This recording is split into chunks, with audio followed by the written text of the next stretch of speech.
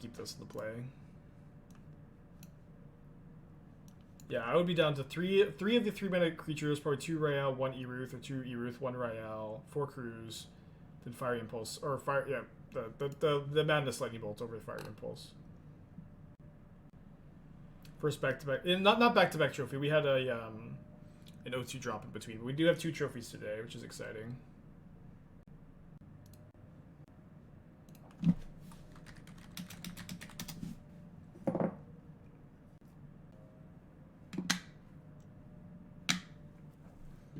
Third trophy this week too. What's on a mold of 5? What about Epicure? I like the Epicure. I like the Epicure. You could play Chart of Course instead, but I have a soft spot for the card. I like that it's 1 mana. I like it sets up for it's better with Fiery Temper too, because it sets up for a turn 2 Fiery Temper as opposed to like Chart of Course, which is turn 3. But you could also play Chart of Course.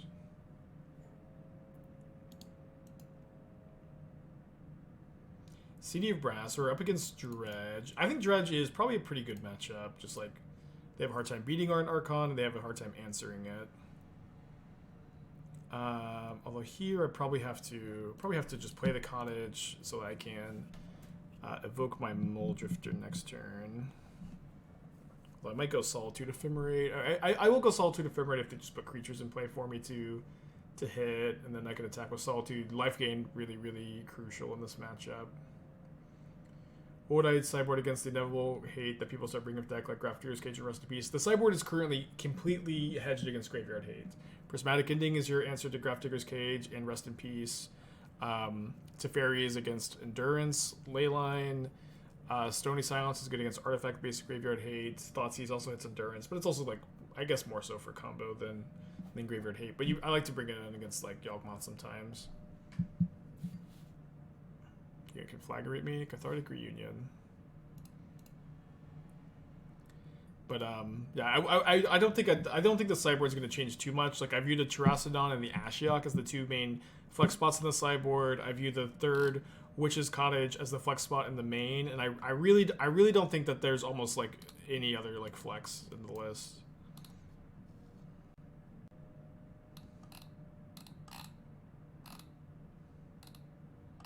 There's 1 goal or 2 goals? 2 goals, okay. So pitching Solitude here. What do you board against Dredge? We have an Ashiok, but I think you're just good against Dredge. I think that the reanimated Archon plan is good against Dredge. Although I probably should be bringing in my Teferis to answer their Leyline of the Voids. Yeah, Stony Silence is very good against Tron. Very good against Tron. So is it better to Solitude the exile Narcomoeba or to just attack and gain 3? Probably just better to exile it. I think kind of close though.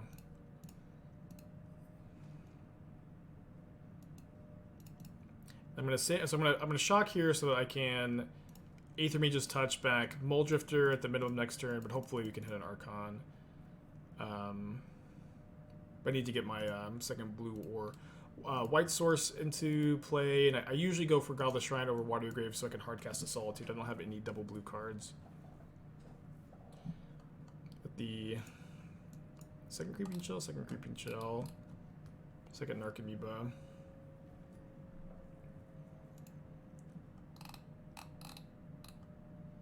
Really hope they don't have a second like Thrilling Discovery effect. I don't know how they ever have it, but because they dredge so much, but they feel like they do all the time. Yeah, they just have it here.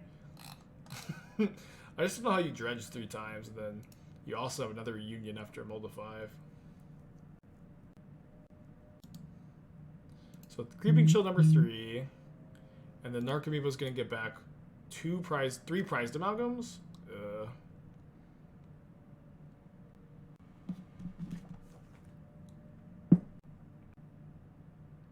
Yeah, Creeping Chill is still my most hated card. I think probably forever will be.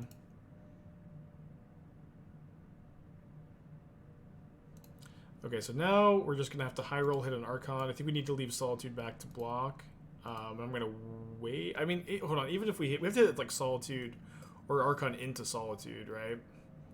Because they can Conflagrate me for 5, put me down to 1. I gain 4, 3 up to 4. Block here, go up to 7. Take 8. I have to draw Solitude to even like survive this turn. And that's assuming they don't find the 4th Creeping Chill off the dredge.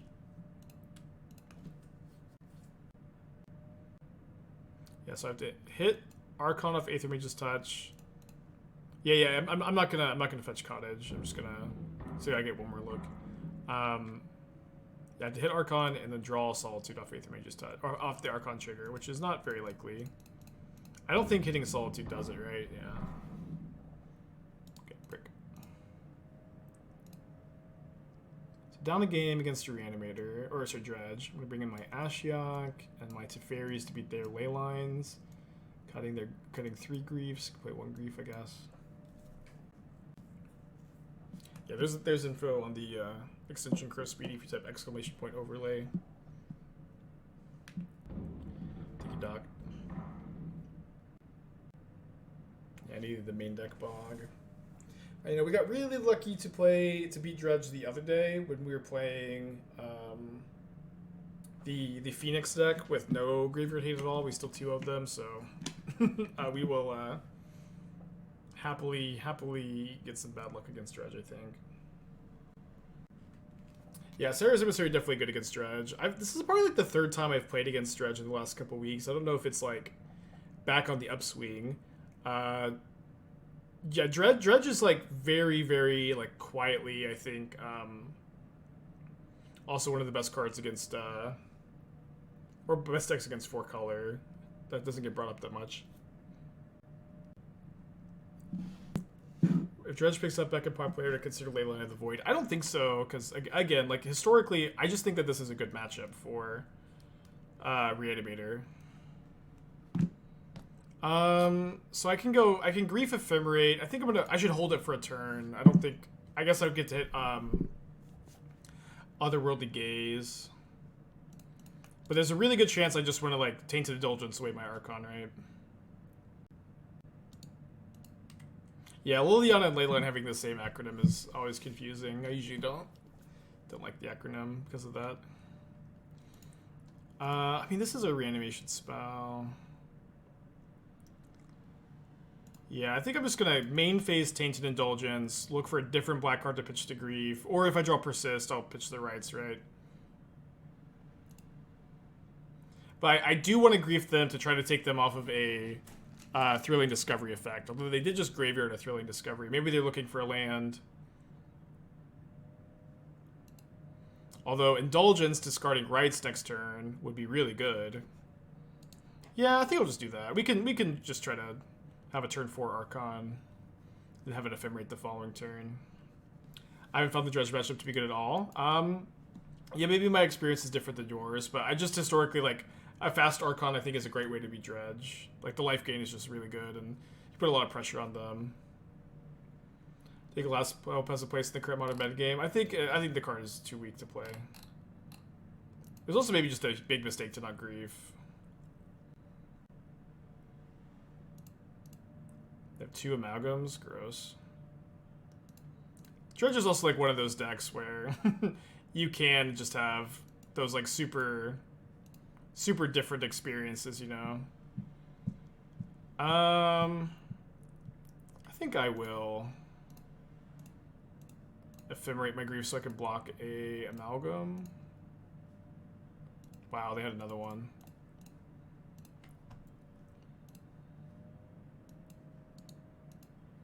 And they have a Conflagrate in the yard. Do you sideboard Teferi against 4-color Armath? Yeah, they're an Endurance deck. You side in Teferi against like every Endurance deck, I think.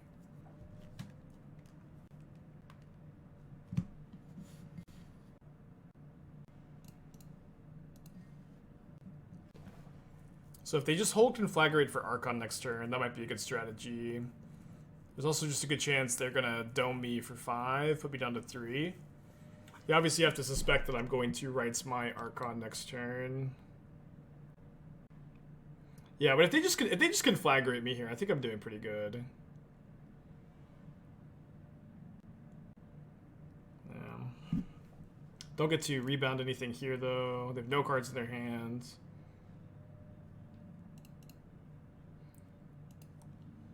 I think I just want to keep my life total as high as possible.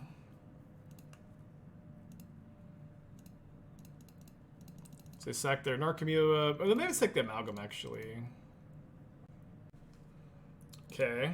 Obviously need to find a way to get either this Archon in the yard or just a different Archon in the yard, but could be a good draw here. Yeah, so they sack their Amoeba, but I think that's going to work out poorly for them.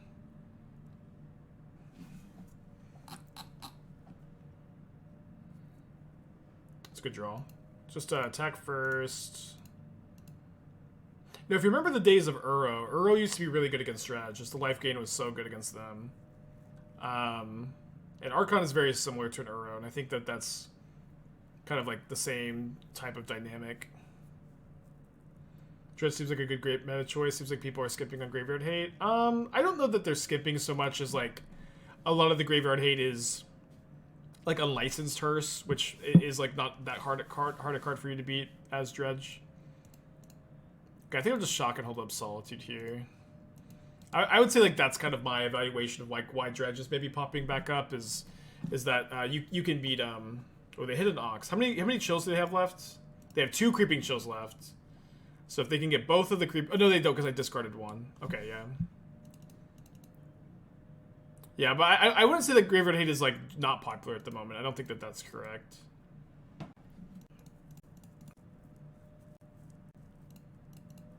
Yeah, and that's largely because of Living End.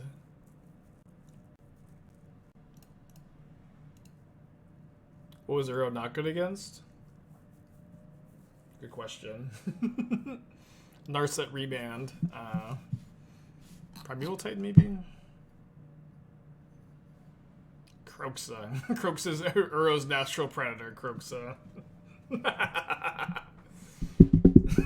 Poor Kroxa.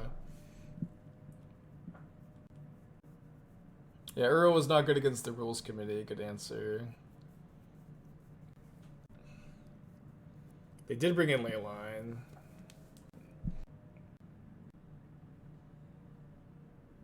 Yeah, I do think that the fact that Dredge can just beat Hearse pretty easily is pretty relevant. So they have only 6 cards left in their library. We're going to need to draw something. But if we could draw Ephemerate, Tainted Indulgence, Unmarked Grave, some combination of that, Solitude, should be fine. It's kind of hard to brick here.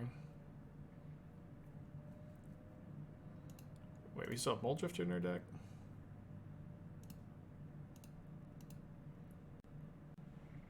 Maybe this is not even enough. They have so many creatures in play. A little late Ashiok. Dang it. Oh, I can persist my Solitude. Persist Solitude. Exile Ox, block here, gain 2 up to 11, and then take 12. Fuck. Ashiok myself. That's probably got to be the line, yeah. I can also Mulldrifter look for Ephemerate, right? I only have one. No, I have no Archons left in the deck. I have no Archons left in the deck, so I have to Mulldrifter. Just look for Ephemerate. Maybe into a land. So now I have to find like lands. Land Ephemerate, which is probably not enough. Bummer. Like blue-white control specifically, which is going to be the most common deck that plays either of those cards, is like... I haven't been playing against it a lot. Yeah, lots of good draws here. Any land. Unmarked Grave, Tainted Indulgence. Solitude my Archon. So I could have gone... Well, yeah, maybe that was the winning line. If I had gone Solitude my own Archeon, Ashiok my opponent, then I could just deck them. Although then they can attack the Ashiok. So I guess maybe I hold the Ashiok for turn. Oh, interesting. Living End is usually your best matchup because you can just like, you know, Unmarked Grave for Archon, Tainted Indulgence Archon, and Archon like wins against like their early Living Ends most of the time. The Griefs and Solitudes, Mulldrifter is irrelevant too. Might lose though. It can lose to your best matchup. Oh, let me update the record. I mean, I do think Jeskai Lotus Field is like good and playable, but just because the deck is, I think, good and playable doesn't mean people play it.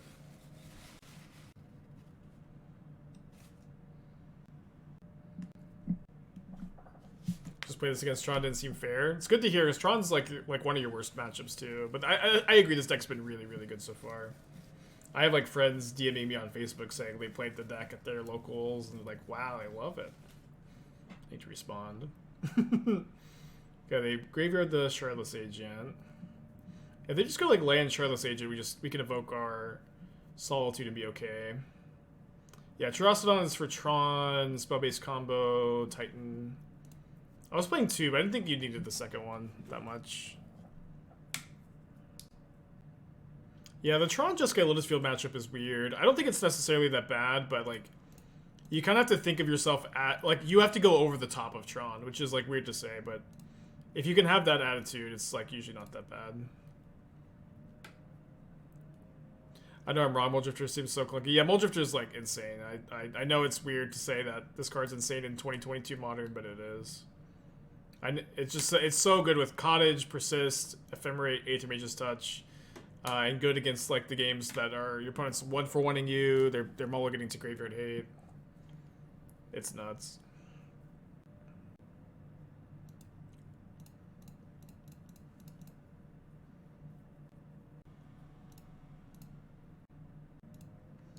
Okay, I like that a lot. Just get to Unmarked Grave, Persist next turn.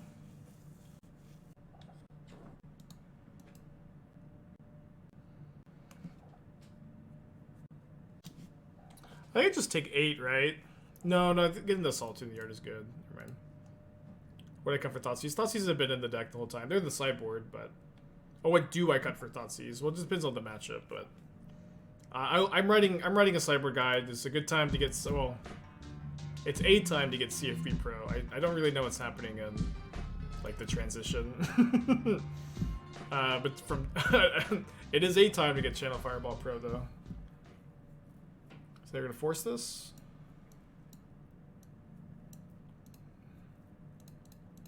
I don't know if I'm happy or that they didn't force the Persist or not. James 26 months. I mean, I think that it should transfer over, but I don't actually know, to be honest. I think it should transfer over. I think I like Persisting Solitude here over Mulldrifter. It's kind of close. I'm definitely worried about like falling too behind though. And I'm also like certainly happy to just trade here and get a Solitude back in the yard for a future living end. Especially game 1. So they're trying to play a Curator of Mysteries, but they are still in the damage step. Which should be pretty beatable. Yeah, so we'll go Persist, Mulldrifter now. Really hope this resolves. And if it doesn't, we can Cottage back Mulldrifter, I guess.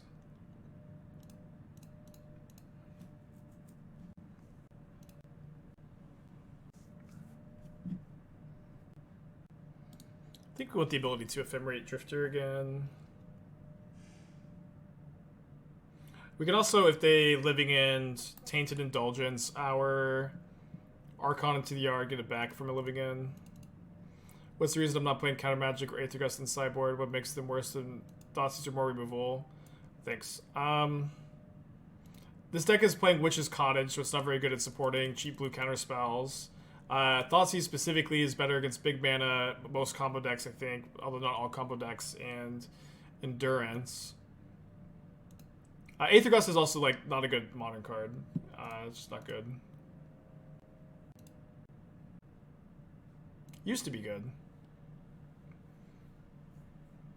Definitely a tricky spot to be in. I think we're just passing.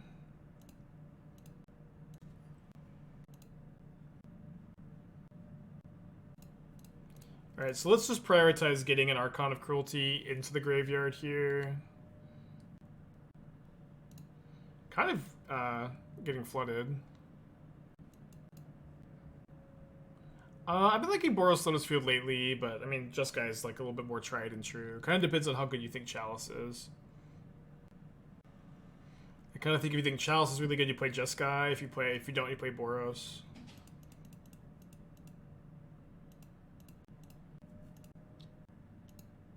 Fable's good in modern, but you have to have synergy with it. You have to play it in like Creativity or Jund Saga or something like that.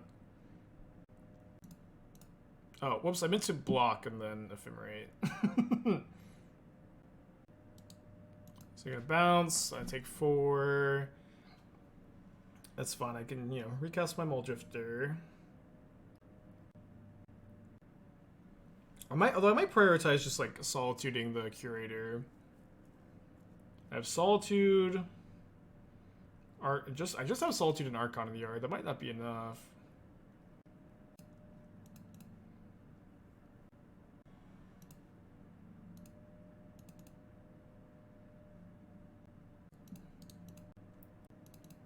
I guess this turn I'll just play a little slow, hardcast the Drifter, jump block.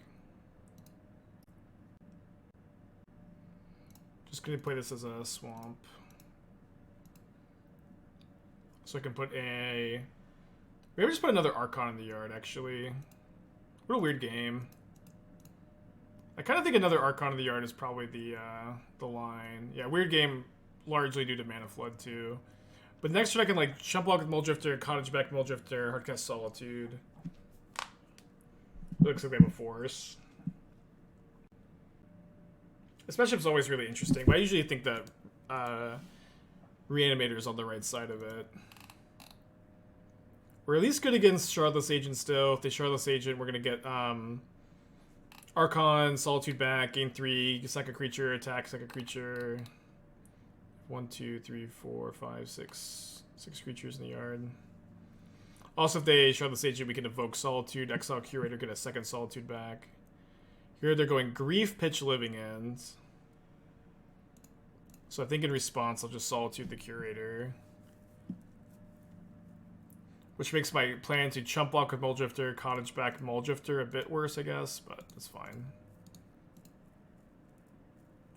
Cottage back Archon and cast. The problem is if I Cottage back Archon, a Living End in their hand is so much better, right? I think I need to leave one in the yard. And have the idea like my top deck's gonna be better than my opponent's because I can top deck Archon, I can top deck Unmarked Grave, Mulldrifter, Grief, Solitude. Like basically all of my top decks are good.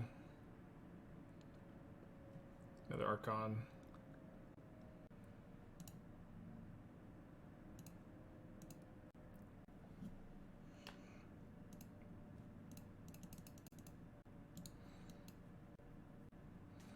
Probably fine to attack first, but I kind of don't want them to grief my Archon.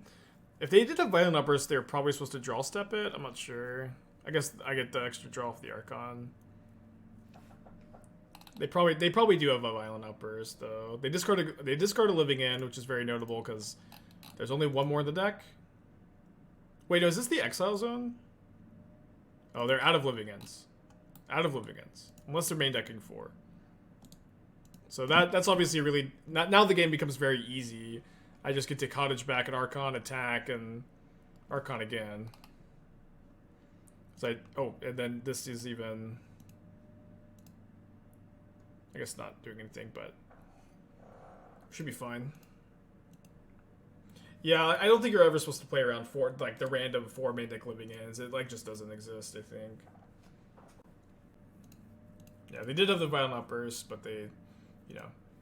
don't get to cascade into anything.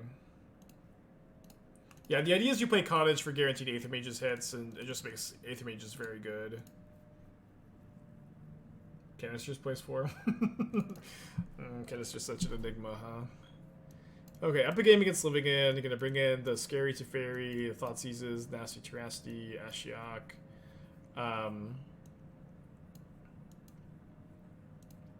And then I usually cut at least 3 Ephemerates in this matchup. I think this is maybe a matchup where you trim on your Aethermage's touches, actually. Go down to 3 Drifters. Maybe play no touch. Out of touch at a time. I think that makes sense.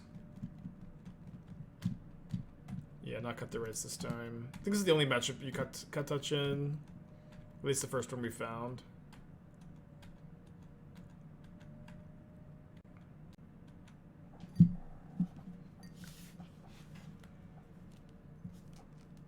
I've been really liking the third Cottage today too. I think that was a good change. Cheese touch, catch it on. What kind of Ephemerate will that help control a big board? I don't think that that's the kind of game you're trying to play necessarily. Like a lot of times you draw Ephemerates early and they're just rotting in your hands. But you just need to draw like your Thoughtseizes and your Griefs and your Graves and your Indulgences and just like impact the board early and try to set up for a position where they just can't win, where they just can't cast Living End, you know, ever, right? And so like you keep it one Ephemerate, but like I find like you just like really don't want to draw two. Sometimes like a lot of times your opponents like you'll just have Archon in the yard and they just can't Living End, and that's kind of the situation you want to be in, rather than like hope that they Living End into your Archon and then they mess up a little bit because you get to Ephemerate, you know. We only have 7 white cards. Doesn't that hurt? Yeah, it hurts. It hurts.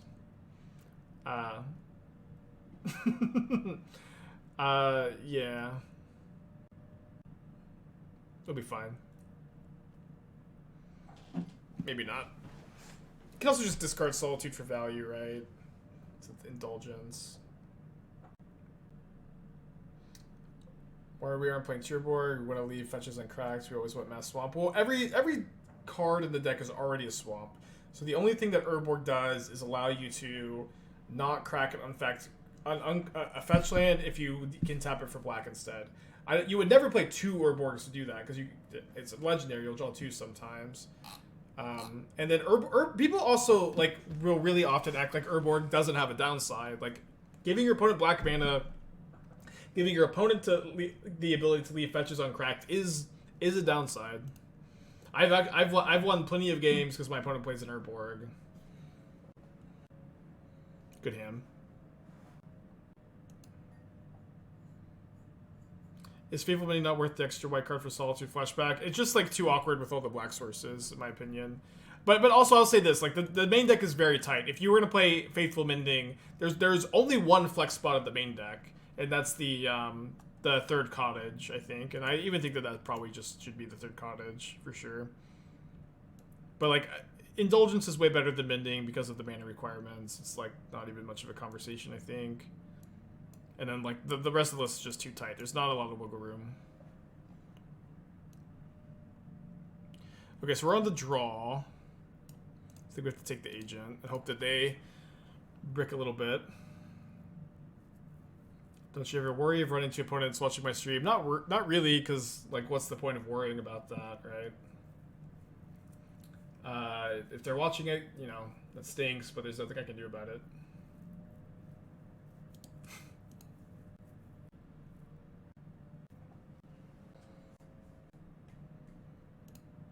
So they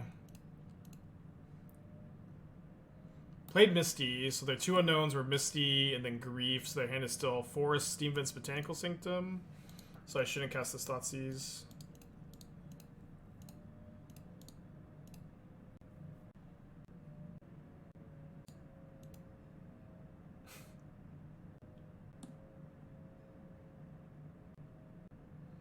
Ripping a Shardless Agent off the top. And then they can Grief my Persist. And they can Architects of Will me too, so... Definitely not feeling very good about our spot. I have game 3 on the play and a good matchup though. What's up? It's me, your friend Aspiring Spike.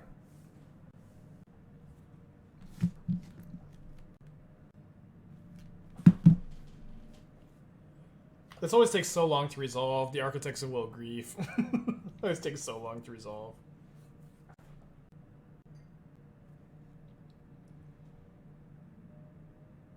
Takes Persist. Draw Solitude for turn. I have to shuffle, I think, because they architected me. But I'm not even sure what I could draw. I have to draw, like, Indulgence into something. Teferi, maybe. Should you architect first or grief first? You want to grief first. Or resolve the grief so you have perfect information on how to stack the architect triggers. What do we lose to this league? What did we lose to? Dredge, yeah. Not a real match. Right, don't have the white. Well, I guess I could just Solitude, pitch, Ephemerate, still die. Okay. Game 3 gets into play. I think I like the sideboard plan.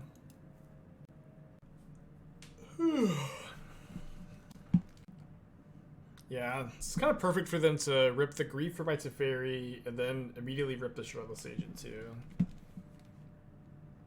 And like if the Shardless Agent like was not the top card, we could have Thoughtseized it, but it was the top card too. Brutal. Kind of Cottage for to Ephemerate this game. More white target for Solitude. Yeah, maybe. Yeah, actually I think that makes a lot of sense because we lowered the curve when we cut the touches, so cutting a Cottage makes sense. That's cool. I wasn't really thinking of Cottage as like a card you could side out, but yeah, I think that's a really good suggestion. Good plan, good plan. Solitude set up to cast a few white spells board. Yeah, that's maybe an issue with the sideboard plan. I don't know how you sideboard differently though. You would probably have to cut Mulldrifters, but Drifter's pretty good. Like you just stare at each other so often in this matchup. The Drifter is like really, really important. Just board up to 73, 74. I think you can play the Terastodon too. You can maybe cut it, but just like big things to get into your yard against Living End I think are pretty good too. Is it worth cutting Persist? I don't think you can ever cut Persist in any matchup, I think. It's just the best card. I guess I said that about a lot of cards, but I mean every card in the deck is so important, it makes sideboarding really difficult, but like Persist really is, you know, a card I don't think you cut in any matchup. It's just like too good. Especially when you cut the Aethermage's touches, like you absolutely can't. Okay, on the play. Say it'll be like way easier on the draw. I think I'm gonna mulligan on the play. Close though. Very good hands. Very good hands. But it's mulling to 5. I'm definitely not going to Grief on turn 1, just play the Cottage taps. Will be an old border card I want to make modern legal, like, for example, Image 2 with Fire Ice. I mean, there's not too many, like... There's not, like, too many, like, cards that I'm, like, dying that are Legacy legal that I like to be modern legal. It's like... I would be okay with Gerard's Verdict. I'd be okay with Tibzal's Web. I think the Web would be cool. Can't remember the name of that. How to spell that card? It's like TZBAO, I think. Besides like those two cards, I don't know. I don't know. I can't think of, like nothing else even comes to mind. TSABO. Okay. Swords. No greedy. You greedy blue-white control players. You are all banned from the chat. You are all like totally ridiculous. It is truly ludicrous. The amount of times per stream the greediest blue-white control player you've ever met unironically says Swords to Plowshares in Modern. You were just all out of your mind. You're all out of your mind.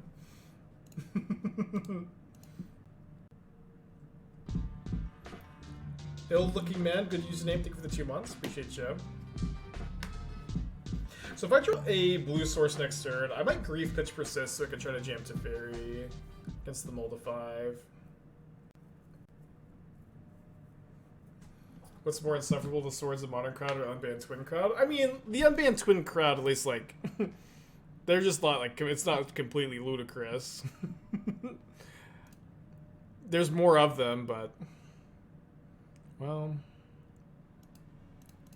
I guess I'm just jamming. Chose wrong on my fetch, huh? Is Impulse okay for Modern? Yeah, probably okay.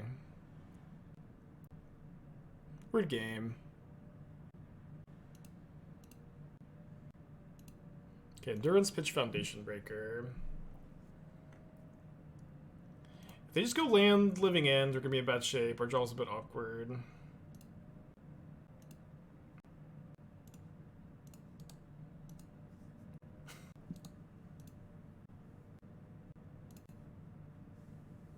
I think I Grief now, because you're just sitting on 1 Cascade spell. These games are always so stressful. Does evoke it around Teferi passive? You could evoke a grief if there's a Teferi in play. I'm not sure exactly if that's what you're asking.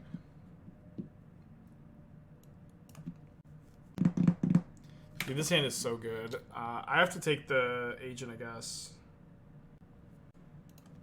What a hand, though. And my mana's awkward. And my mana's awkward. But at least we're not dead, I guess. That's good.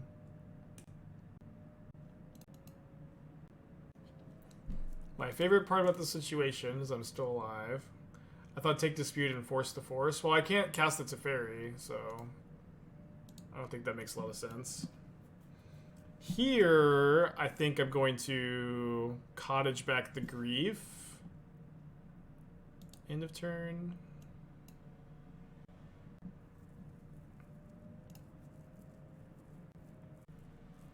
And then if they Endurance me, that's totally fine.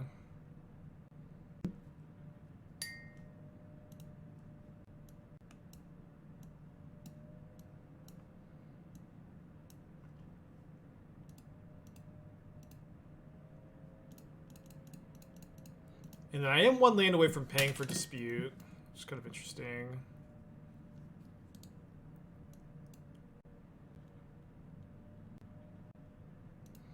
Tense game. Tense game. Oh, barely, yeah. Just dead if this comes a turn later. The Ephemerate's a really nice draw too. So I guess what I should do is just attack, and then Ephemerate the Grief, and then they'll force it, and I can resolve it to Teferi. Ah, they pitched Dispute to play around Teferi. That's good. Alright, pass. So it has Endurance, Mystical Dispute, Leyline of Sanctity.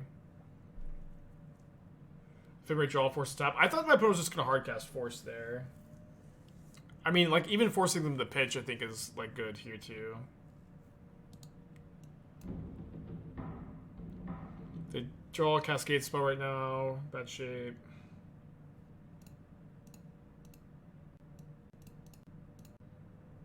But now we can pay for Dispute. They somehow have Violent Outburst as the last card. It's bad. I guess they could have another Dispute. Is Dispute, like, actually this common? Now that I'm kind of thinking about it, isn't it weird for them to have, like, this many Disputes? I feel like I haven't been seeing this many out of Living End, but whatever. It is? Okay.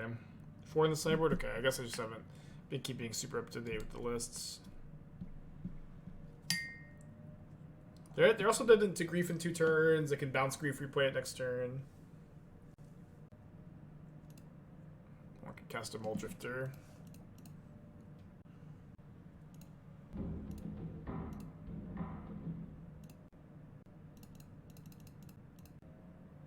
Alright, should be good here. Don't know how my opponent gets out of this. Can you evoke an instant spirit Teferi? It's not a... Teferi only lets you play sorceries. It's still a creature.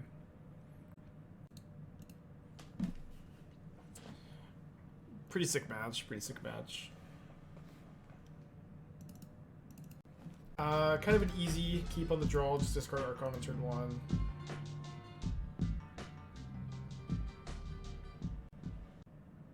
And then getting Ragavand. Thankfully not getting Ragavand. Okay, I guess I'm playing my land. What was the last match? 1 to Dredge. Dredge. Not a matchup I think is terrible, but you need a fast Archon. Archons are a little too slow.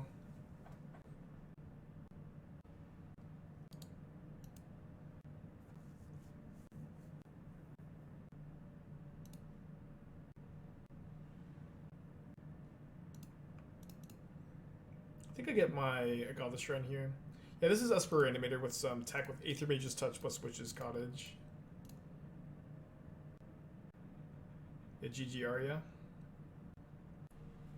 So my opponent has a spell Pierce, I think, or are they just typing that they love my YouTube videos? Always so hard to tell.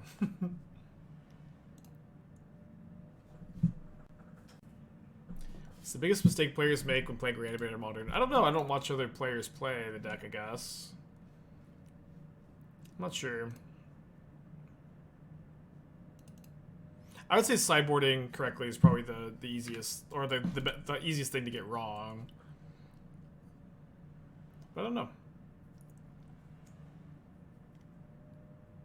It doesn't have a third land. I do. It's Mulldrifter time. Drifter's so freaking good.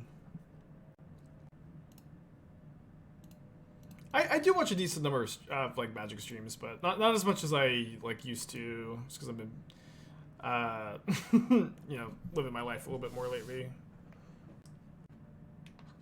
Yeah, when the match against Living End, it was pretty tense. Or like our draws definitely end up lining up well against them. We were able to Cottage back a Grief, which was pretty clutch. Yeah, this is the Mulldrifter Appreciation Club.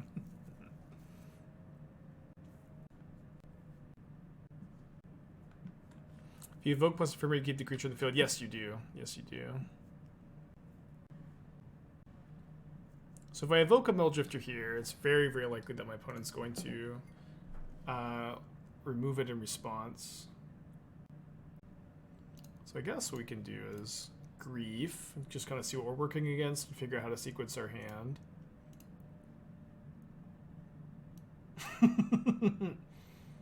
Okay.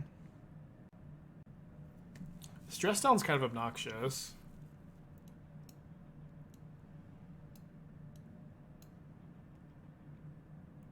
I think I take that.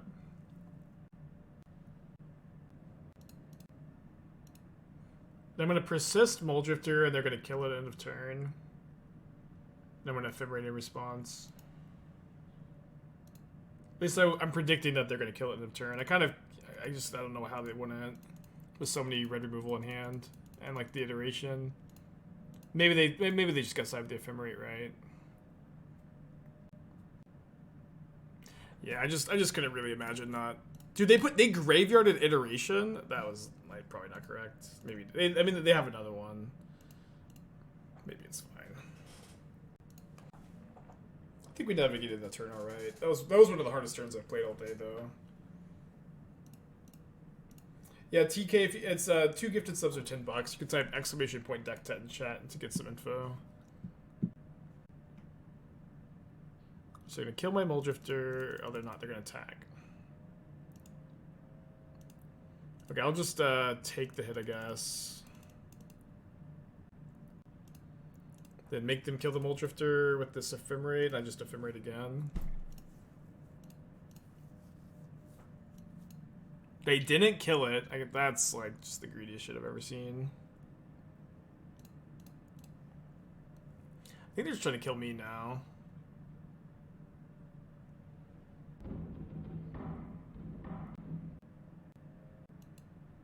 Counterspell Grief. I think I am going to... I have so many options. There's just so many options. They're all good. I think I'm going to Cottage back Grief and then either hardcast Mulldrifter or hardcast Solitude. And I think that the safest line... I'm just so ahead on cards. I don't think I need to get more ahead on cards here. Little Pup, thank you for the 9 months.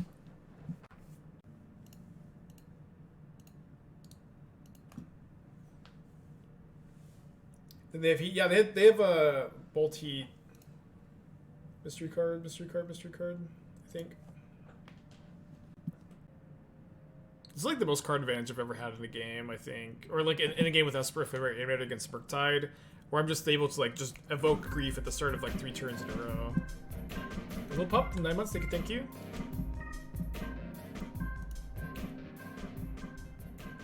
Wait, they still have 2 bolts in their hand?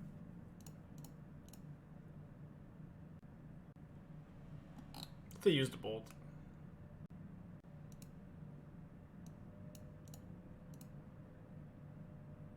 Oh, they did have 2 bolts. Okay. Take 1, hardcast Solitude, I guess.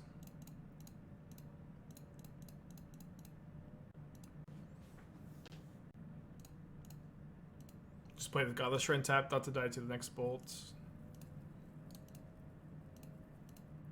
Maybe we could lift the Mulldrifter back, because they can dash Ragavan after bolting Solitude. Yeah, but I don't want to shock and just die to the 4th bolt when I'm so ahead. They had 3 bolts and he when I was at 11. I see. Oh, but the 4th one's exiled. Then I guess I was safe. But we're also so ahead that we should just be fine here.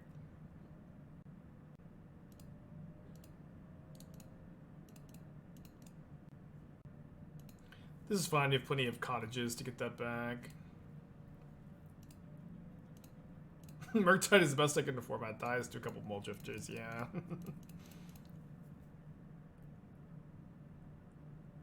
Oh, this is kind of an abnormal game, to be honest. Right, the counter. I'll just Ephemerate now. Then let's give ourselves the ability to Cottage back a Solitude in case they draw Murktide. They didn't, so I think I'll just take my draw.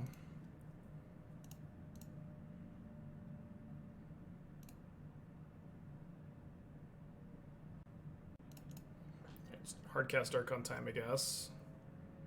So let's go, I think basic swap, then Cottage back a Solitude, Hardcast Archon.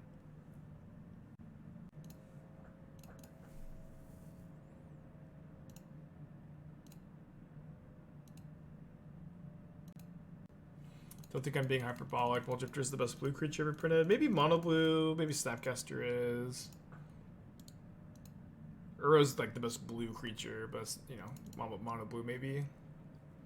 Maybe Murktide. Murktide Regent probably gives it a run for its money, actually. Okay, so against Murktide, I usually bring in the Stony Silences to stop their graveyard hate, Teferi Time Raveler, cutting 4 Greaves to 1 Ephemerate. Oh, Shredder. Yeah, Shredder's got a good chance to be the best one, too. How did I forget about Shredder? No, we're playing that 3 Cottage. I think 3 Cottage is the right number. I'm pretty happy with where the list is. Obviously, the Terastodon and Ashiok are flex spots, but I think they're good flex spots, too. Did I miss your deck tech? I think I did. Let me take a look.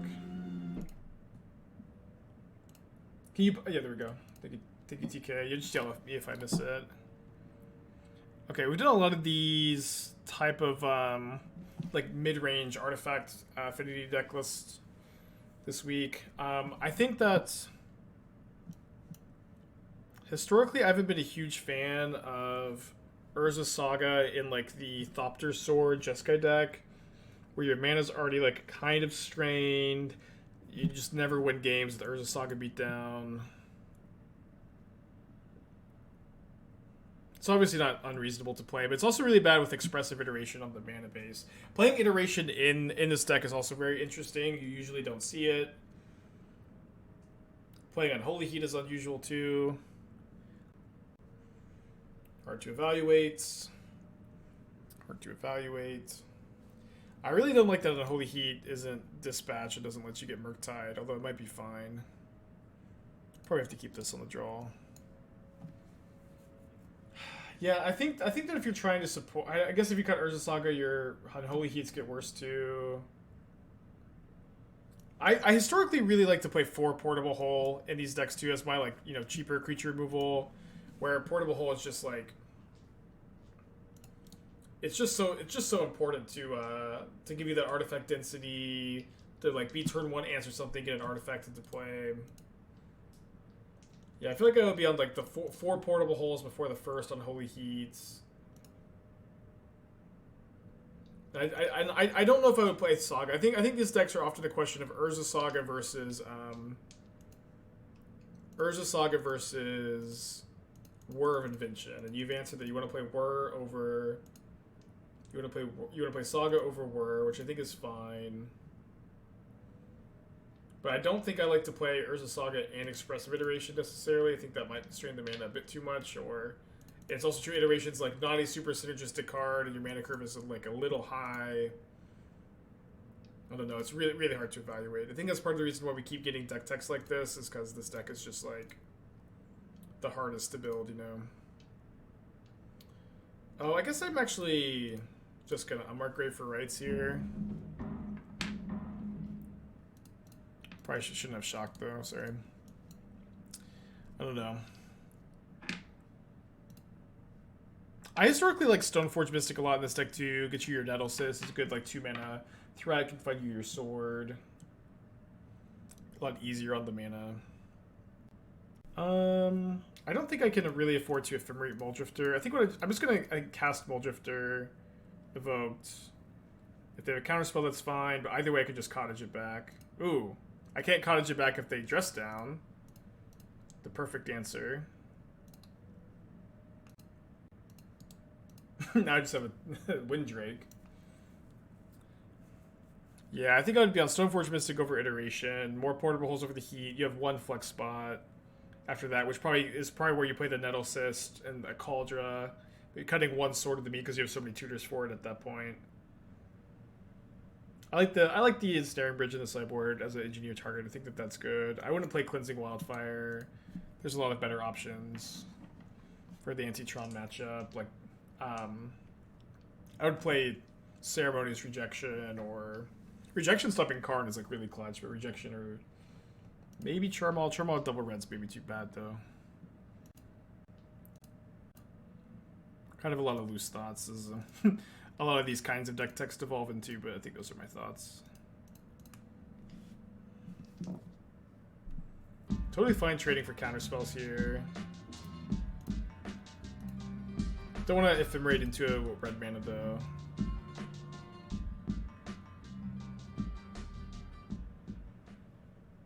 Claudia, you think we Twitch Prime?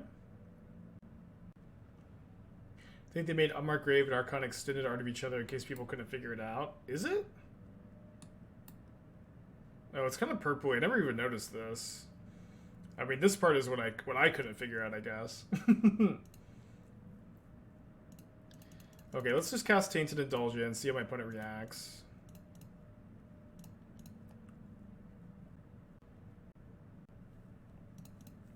I'm just gonna tap Godless Shrine now.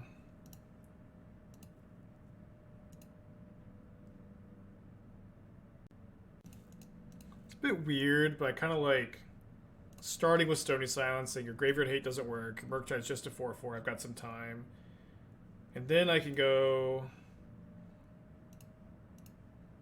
evoke Mulldrifter and then think about Solituding or Ephemerating after I draw 2. Yeah, I think my opponent's scared of Priest. But then maybe they counter this or they dress down this and I can Ephemerate in response.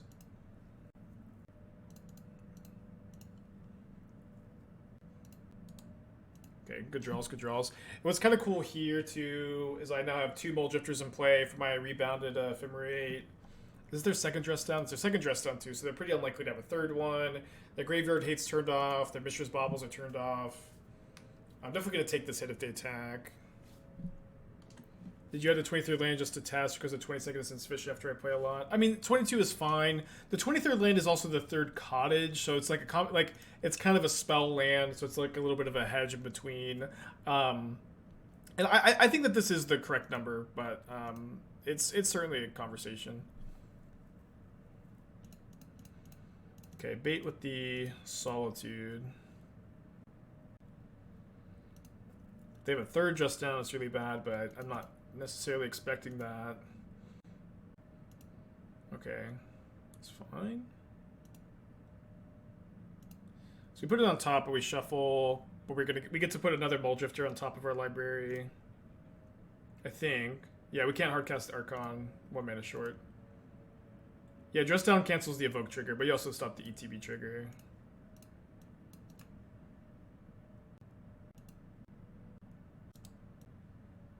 Yeah, I'm really liking this deck. It's been performing really well.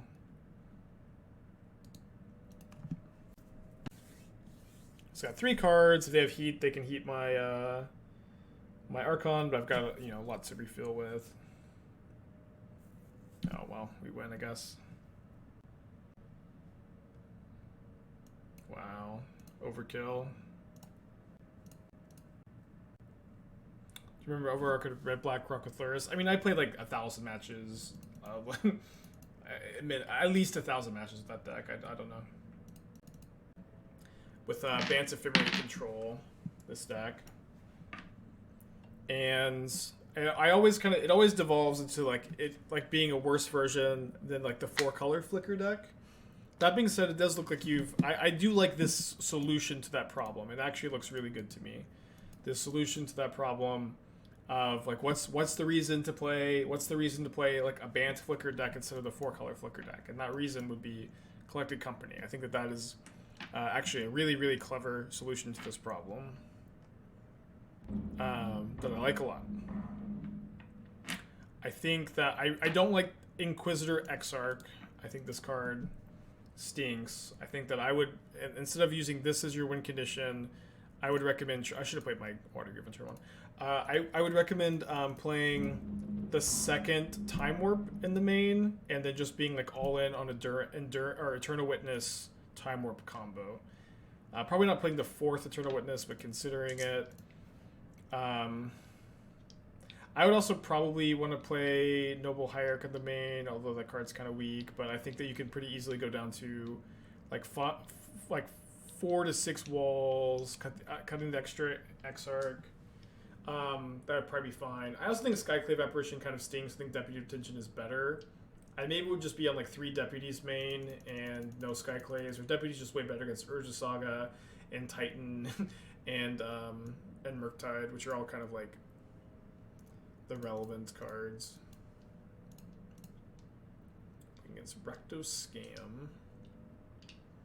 Good spot for Burial Rites, it looks like. Maybe if I draw a white card, I can Solitude the Grief and then make them discard their rights. Yeah, I think I like Walls more than Coiling Oracle. Like blocking Ragavan just is so good.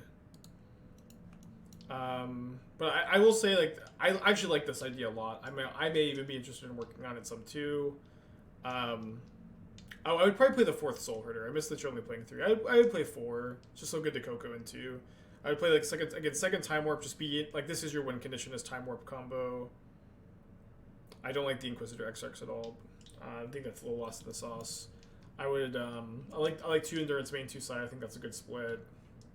I don't know if I play any Skyclaves at all. It's just like not really good against anything.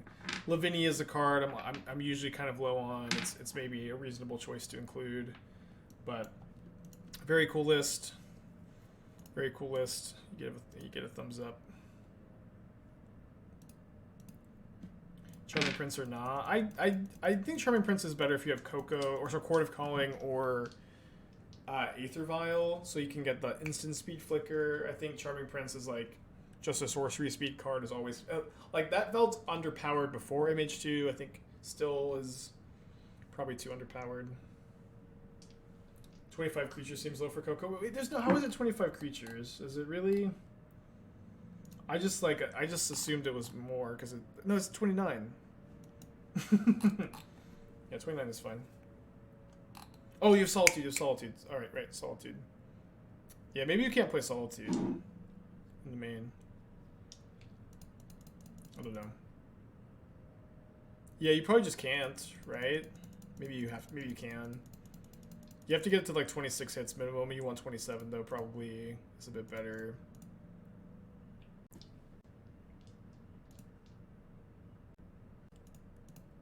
Pretty bad draw. Think Vi will be better than Coco. No, Coco's way better, I think. Do I get Mulldrifter? Do I ever get Mulldrifter and then Cottage back Mulldrifter this turn? This would be a good spot for Faithful Mending, but obviously not playing the Mending here. I think that's fine. I don't know that I'm going to do this, but it's probably okay. Could draw into Ephemerate. Next year, look at a land, but can't rights next turn. We'll see what they do. Like, they're not going to Croaks at me, but maybe they Croaks at me.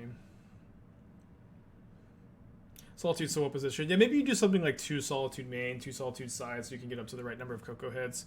But I will say, I think that this looks really cool. I'm like actually like probably gonna like spend some time like working on a version 2. I liked it a lot.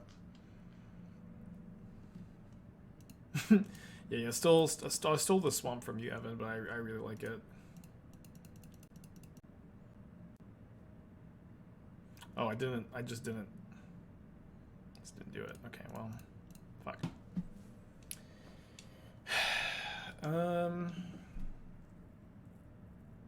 Weird game. Yeah, you could play Glasspool Mimic. Yeah, you could play Glasspool Mimic in that Coco deck to give you a higher density of hits. Is Mono Mending playable? I think you know, obviously, like, this is, you know, Unmarked Grave looking awkward here. Grave is, I just think, too important to not play. What was the combo that played in Banned Flicker? Ephemerate, Eternal Witness, Time Warp for infinite turns. So I think my opponent's gonna Fury, and now I just can't afford to bring back my Mulldrifter. I think I'll just get my Triumph then. Definitely messed this game up pretty bad though. Although if I draw, do I have a Grief in the yard? I don't have a Grief in the yard. If I just draw land or Persist, I'm doing okay. That is a land or Persist. Okay, do I want to Cottage back Solitude? I think yes is the answer. I know that I'm not able to get it back right now, but that should be okay. I think it's just like an above average draw here.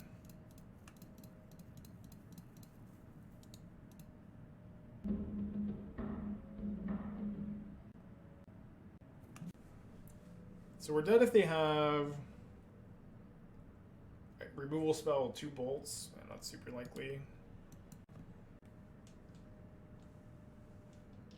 I will block the player on double bolt though. I just have the I have the rights in the yard. I've got Solitude in hand. I'm pretty ahead. I have Mulldrifter. Just having like Mulldrifter in the yard in these spots is kind of crazy because you just have infinite Witches Cottages to get back like future Mulldrifters and stuff.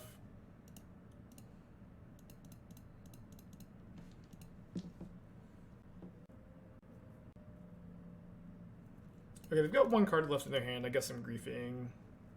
I have no idea what card it could be though that's like super relevant, but I think that we're probably not using the second Archon ever, and then, you know, not super relevant, but happy enough that I griefed, I guess. Pack it in, and we go to game 2 against Rakdos Scam. Rakdos Scam's graveyard hate of choice is probably going to be Dothi Voidwalker, may have some copies of Hidetsugu Consumes All, Ashiok, maybe random Nile Spell Bombs. When awkward thing, I guess Prismatic Ending hits Ragavan. Hitting Ragavan and Voidwalker is probably good enough. Yeah, maybe hers. Prismatic Ending should deal with like basically all of it. So I think I'm going to be in on Ending over Grief, and then usually when I cut all the Griefs, I want to cut the 4th Ephemerate, and we can play 1 Grief, 1 Thoughtseize, 1 Stony Silence, 1 Teferi. I think I don't want to bring in Stony Silence, not knowing that they're on artifact-based graveyard hate, but heavily consider bringing it in for game 3. Hard matchup to mulligan in. I think I'm just going to keep it. Mulldrifter's probably pretty good against local discard too, with the ability to recur it. You can type !deck tech for info on that, Logan. And it takes my Solitude, which I kind of thought was the worst card in the hand, so I guess I'm happy with that decision. That might mean that they have Dothi Voidwalker. Thoughts on March over Ending, because Saga is a headache for this deck. I don't know that Saga is a headache for the deck. Because, like, you bring in Stony Silence against the Saga decks, and Stony Silence lets you deal with artifact-based graveyard hate. And then again, like, you want Prismatic Ending against, like, Grixis Shadow, and you mostly want it because it hits their, it hits Ragavan, it hits Shadow, and it hits their graveyard hate, which is nice. And March is, like, way worse against Grixis Shadow, although I'm not sure. I don't know. March is also like slow as hell.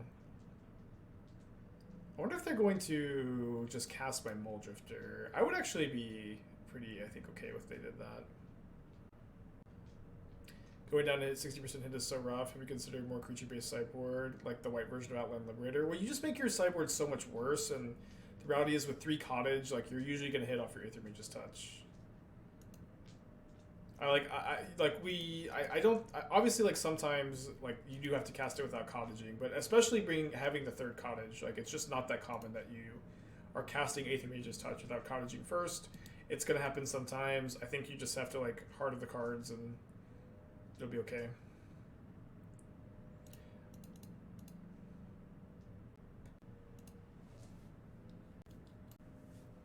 Okay, so ideally we can Cottage back Solitude next turn and not have to pitch Solitude here, but if they play a discard spell, we can pitch Solitude. And again, you're still 60% to hit, and you'll hit sometimes. It's even like a little bit higher than 62. The math obviously gets a little weird, but it is a little bit higher since this deck plays so many fetches. Like you basically always have fetched twice, or usually have fetched like at least 2 times before you cast your Aethermage's Touch.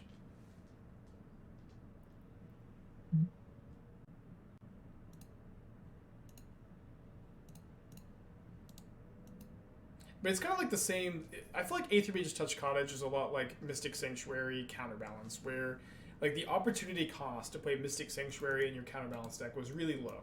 It just didn't cost you almost anything to play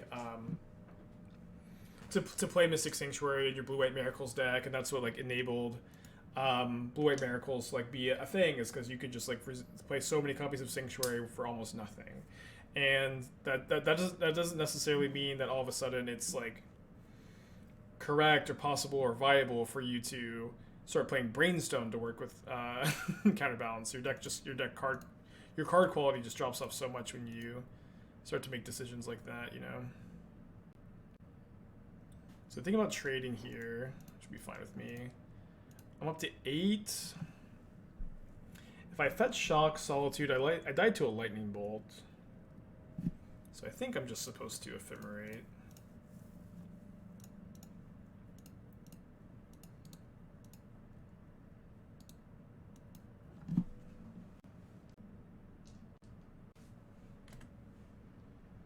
Not saying like 2 lower, maybe 2. I don't know. I think that card also just kind of sucks and is worse than Stony Silence, and I'm just like not that interested in it. And also like, you know, Aethermage Touch into like your Outland Liberator effect is not that good of a.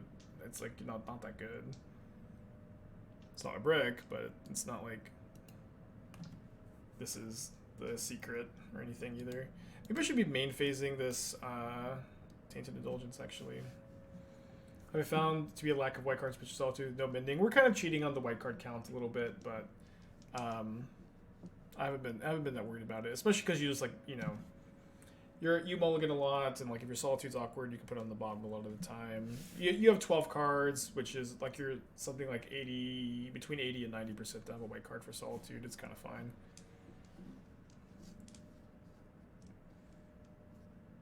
And it's like, you know, Tainted Indulgence pitches the grief. Mending would give you a better ratio of black and white cards, but like mending is just so much harder to cast. Okay, I think I cast this now. I could find Ephemerate. So I could obviously Cottage back a Solitude this, but I think if I Cottage back I need to just get another white source first. Save that in touch. Tech for Logan. Logan, if you could post that in the chat, I will be happy to take a look. Okay, then there's another Cottage.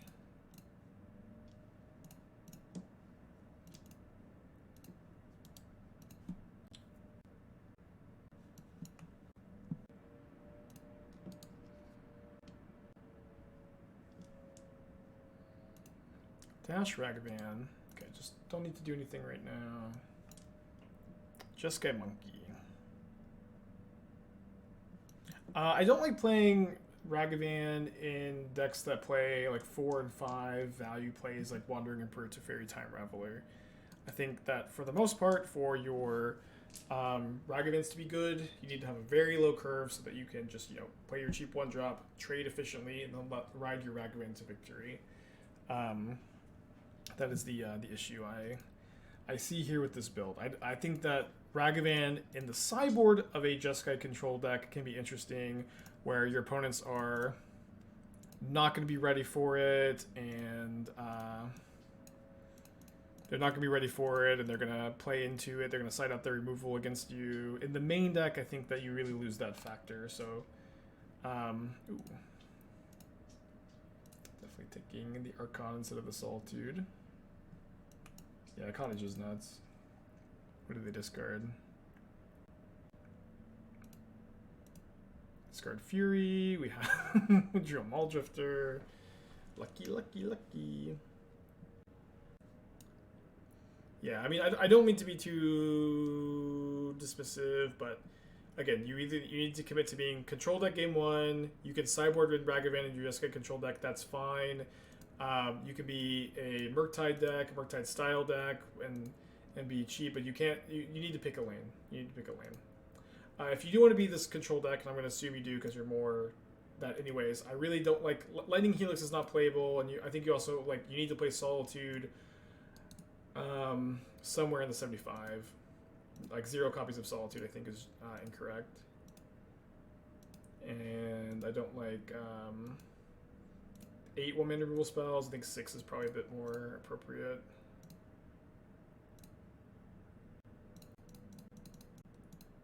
I just know there's I'm not a big fan of Celestial Colonnade. I basically never recommend playing it. You can play it if you disagree. Not a hill I usually die on, but a card I love. I do miss this old Reflecting Pool Rogran Triumph tech, but Rogran Triumph also awkward in your Ragavan deck, but if I'm suggesting cutting the Ragavans, I guess that's fine. I don't care for it really. I would maybe play a Subtlety over it too. Subtlety can be 0 mana, it can be a body that impacts the board, and if you also play Ragavan, well, Subtlety you can exile the top card, which comes up sometimes. I'm not sure. I've got an ad for Living with Lupus. I don't know. Trying to see the rest of the list. I also kind of don't love. I feel like I would just play the Wandering Emperor as a one-of. I think the card's a little overrated. I would play the second Deluge over the second Wandering Emperor. I know it's kind of a small thing. And I would play Hall of the Storm Giants over the Colonnades. Probably, especially with the Ragavans gone. I don't know. Maybe just one Hall though. I don't know, these Jeskai control lists are always so so rough to do deck text for. Because you have to give a lot of boring answers, but there's a lot of reasons why I disagree with a lot of the decisions that are made there too. Okay, I guess we're gonna cast Indulgence over Unmarked Grave now. I don't think that we're supposed to. I guess we could main phase it to. Yeah, we could have maybe main phase there because we would have been able to pitch Grief to Unmarked Grave and get rid of the Cauldra.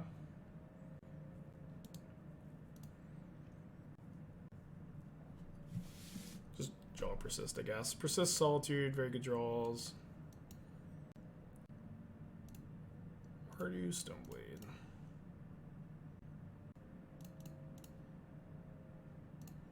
Land, not ideal.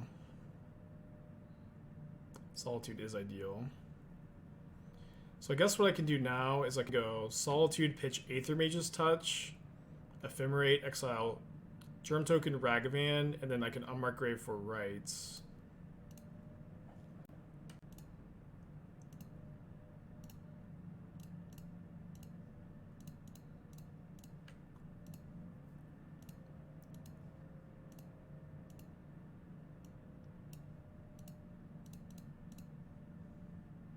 Very good top deck.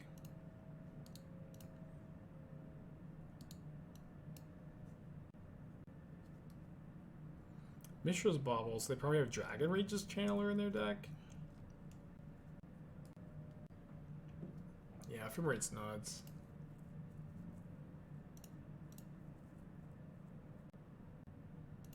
Okay, terminate. So I suppose I'm gonna. Oh, I guess. Do I want to Cottage back a Solitude if I have another one in hand? I guess not. I'll hold the Cottage for now.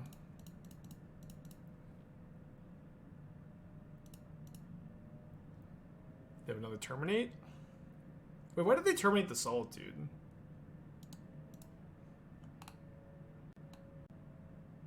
Like, they know I have Rites Archon. They must have another answer, right? Or they just punted.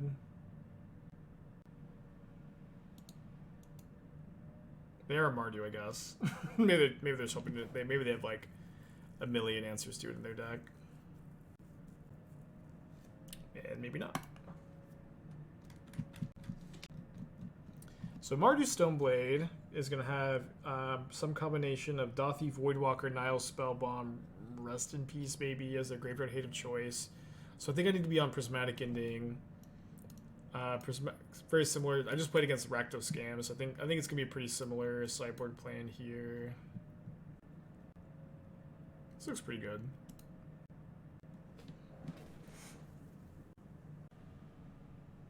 Yeah, maybe they're on Surgical. That'd be pretty bad. Yeah, Teferi also helps beat Surgical. I guess I haven't been listing that one as as the anti-graveyard cards, but Teferi helps you beat, I guess, Surgical, Endurance, and Holy Line. Been a long time since I've seen you really enjoy a deck this much. I feel like I've been on like a little bit of a roll lately. Like I was really excited about the Terastodon deck. Hold on, I don't know. I feel like there's been a few decks lately that I've been really hyped about. It's like Terastodon. I was really hyped about Shredder Phoenix, but that's a little bit older. I was hyped about Jund Saga, but not this hyped. I like the Jund Coco list a lot. Maybe play some more of that tomorrow.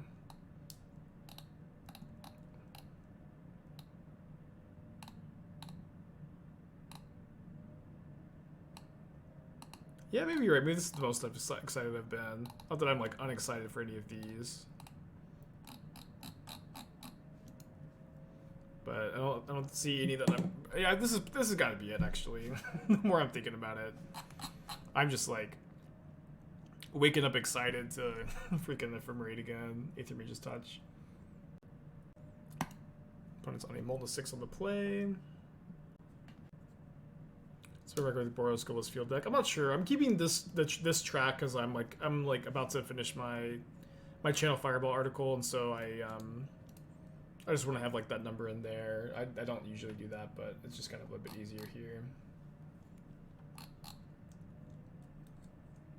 We're in Boros Golos or Mono Black Golos. I don't know. Boros Golos gets to be a good Ephemerate deck. It just gives you like a much better early game than Mono Black does. It's, yeah, very, very valuable to be a good Ephemerate deck. My preview card has come to betray me. I guess I could have guessed this was also some of their graveyard hate, because, how do I say this? If any archetype was the most likely to play Lion Sash, it would be Mardu Stoneblade.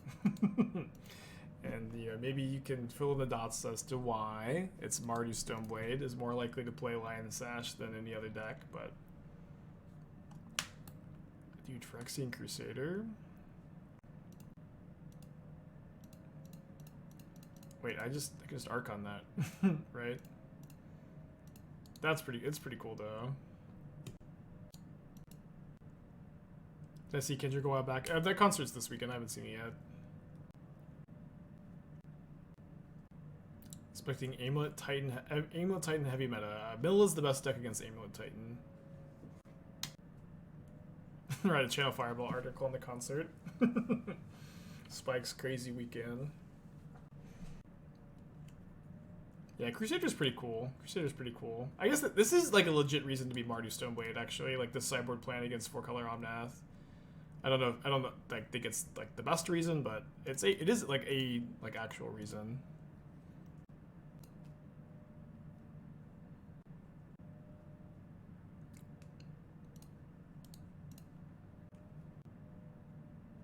Terminate my 1/1 Mulldrifter. Now that's a tempo play. So get on to 4. I can go Cottage back Mulldrifter, Hardcast Mulldrifter. Okay. Immediately hearse me. It's kind of rude. So with the hearse in play, I'm not going to be able to get much value out of this Persist, so I think it makes sense to just go Evoke. into Persist, although maybe I feel differently now that I'm Unmarked Grave.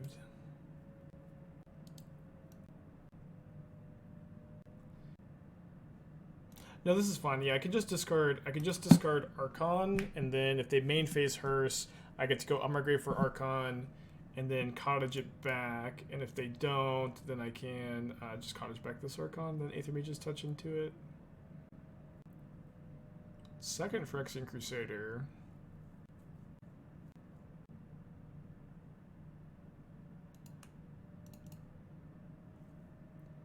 So, I mean, they're infecting, so I don't really need to. Oh my gosh, sorry. Fuck. Obviously, I needed to Unmarked Grave, then Cottage, then Aethermage's Touch. Now we're going in raw.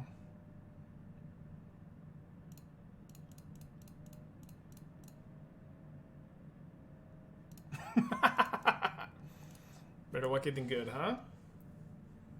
Better lucky than good. I do this all the time on stream. I'll just like say what my line is. I'll talk it out. I just won't do it. I just like think my brain will think I've already Unmarked Graved.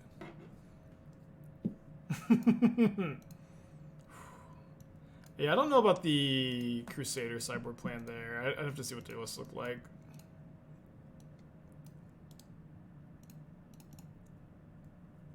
Hey Moz, how's it going? Any spiciness in the chest? I mean, I have a Fleet Swallower in my EDH deck, but I don't need a second copy. Alright, not much. Unless this card's like randomly expensive. Okay, that was I haven't updated the record right. We're now 40-12 with the deck, which is a lot of matches. We're gonna probably play something else tomorrow, but I am having a really good time. 40-12. I really wish I could play this in like the challenge this weekend or an RCQ, but I've got plans, unfortunately. But maybe this can be my gift to you. I encourage you to play it in some tournaments. I'm liking the deck a lot. It's been crazy. We had 2 trophies on stream with it today. 2 trophies on stream today, which is pretty exciting. Liking the deck a lot. And